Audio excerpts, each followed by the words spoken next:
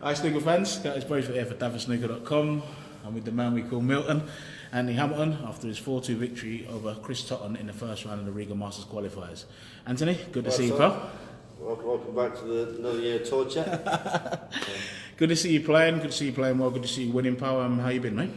Really good. Nice bit of break off. Me and went up to New York to see my mate, lives over there.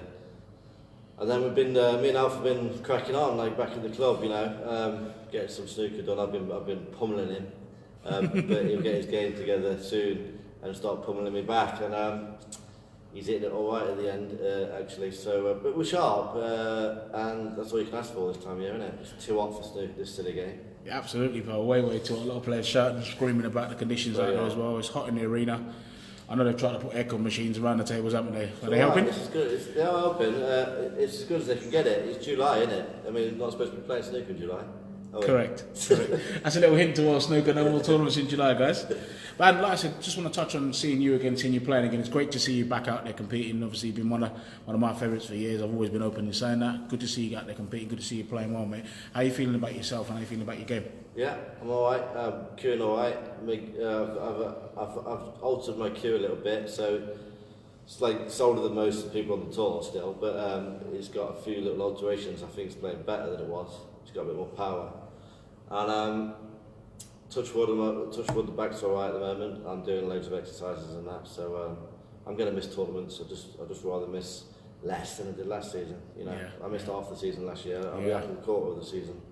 And then see what we do with the other ones when you fit. Yeah, big season for you this year. Obviously, a lot of money to defend after obviously the German Masters. I'm not even going to try and defend that. You know what I mean? I'm just going to. You're just going to go out there and win it again. I'm just going to try and either Nick 70 to stay on, like get in the top 8 or win one. You know what I mean? Like or everything in between. It's like you can do either.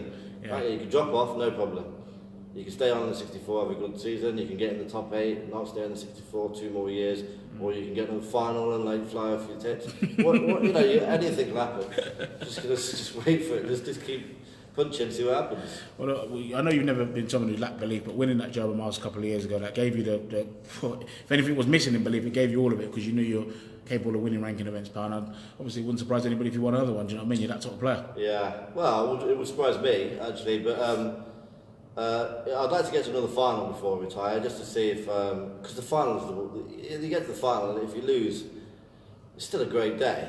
You know what I mean? Like it's just you two out there. There's no other eyes looking at anybody else. Like it's different to every other match. So I'd just like to get to one more final and probably play like one of the ledges. You know, just get my ass panned and then but you know, make 8 to every poke I get and like lose 9-4 or something. You know, like, or get to one and have a player that I fancy I can beat and win another one before I retire. Why not? Like, but also in another 2 months I'll be talking about winning a match.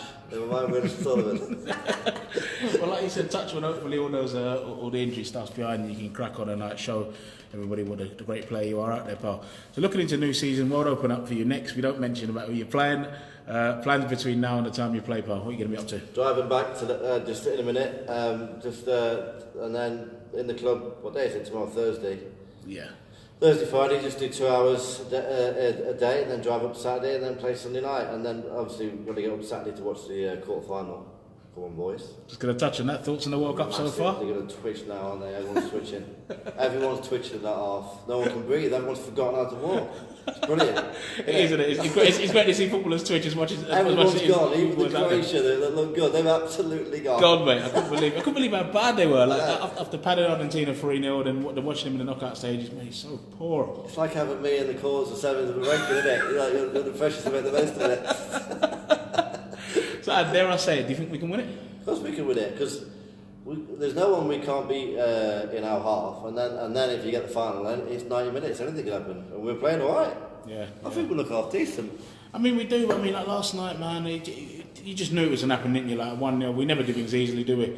The two big centre halves, aren't they? They caused havoc all the way through the match. Yeah. They defended great, and one of them just rose up and and it was great. I didn't want it like with 2 minutes to go. You can hardly defend against it. No. Like everything else, the other teams aren't going to be as big. You know what I mean? So like our set pieces, like Maguire and all them lot, like he was close one last night to get his nut on a few. He was, yeah. But I think he'll get his nut on a few against Sweden and Croatia and that. I mean, just looking at that side for the draw, I know there was a lot of talk about us losing the game against Belgium and getting a better draw, but it had to be the only thing to really do, wasn't it? Really. Belgium was the maddest decision I've ever seen. Yeah. I mean, I couldn't believe the whole country screaming about it. You know, the only thing to do is lose the game and take an easier route. But the only thing I've been like listening to little bits since I've been up here, not with the snooker players, but everyone is totally negative about England. It's ridiculous. I wasn't at the start of the tournament. I'll be honest. Alf will tell you before the tournament, I was slating him. Yeah. But I've seen what he's done with them, and the mindset they're in, and that you can't ask any more of this England side, like because they're not the best, but they're getting the maximum out themselves. I reckon. No, they are. They've got the right setup, they've got the right players, they've got the right manager. They got a sniff. The only thing I will say, there is only one thing. If England do win the World Cup, you do know we'll never ever hear the end of it from the AB. You do know that because he's been saying it from the start, hasn't he? Why is it? Yeah, I know. Yeah, but like, even if you don't win it, you won't hear the end of something else. Will you? They'll have said something else that no one else heard. Andy, just before we wrap up the interview, mate, just touching on your club, the Whetstone, great club, Ali and all the guys, top guys down there. But what's it like with the AB in the club, mate? What's he like? Sometimes, like in the morning, I'm like, oh, come on, it's like 10 o'clock. It's a bit early for the verbal. But he's the best guy. He's the best guy to have on tour in your club, you know. Yeah. The verbal's fantastic, and then when you do have a game, like he wants to rip your head off. Yeah. Fantastic, because normally players get complacent against each other, but none of that with him. Yeah, and he's a great player. And I'm a genuine friend of his now. Like, you know what I mean? Like we couldn't be any more different. Yeah. You'd never thought, you would ask me 10, 15 years ago, me and Alf would have been like close friends. I would like laugh you out of court. Yeah. Do you know what I mean? Yeah. But both, we like each other. Like, you know, like we've got each other's backs. It's good. Yeah. And I mean, to be fair about Alf, like I said, he's an infectious character, but his heart's always in the right place. He's genuine. He's a great lad, isn't he? Genuine. He's one of the only people that I could lend or borrow from and not care about what's happening. So I mean, honestly, he's genuine. He'd rather die than like do you wrong. Yeah. You know what I mean? Not many people like that. No.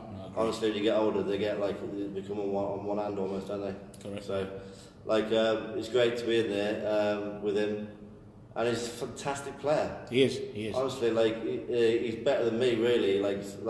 Scoring wise, and feel and touch and that around the balls. Like I was surprised how good he was when I first practiced against him. Yeah. Because you look at some of his results, you just think that they're a little bit like they can't be that great in practice, but he's the opposite.